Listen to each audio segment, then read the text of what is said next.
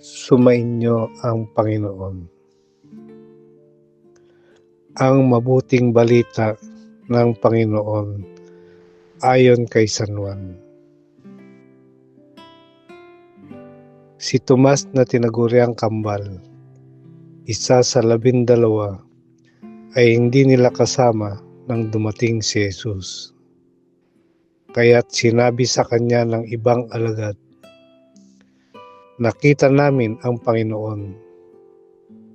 Sumagot si Tomas, "Hindi ako maniniwala hangga't di ko nakikita ang butas ng mga pako sa kanyang mga kamay at naisusot dito ang aking daliri, at hangga't hindi ko naipapasok ang aking kamay sa kanyang tagiliran."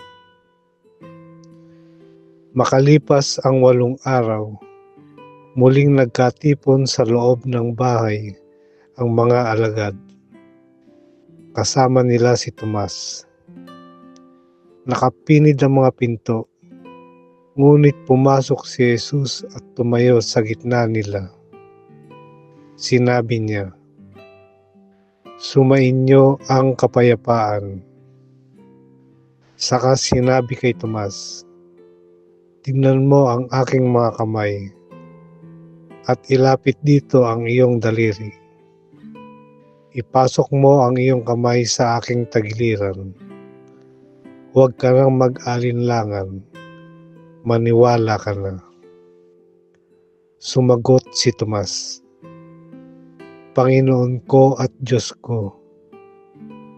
Sinabi sa kanya ni Jesus, "Naniniwala ka na ba sapagkat nakita mo ako?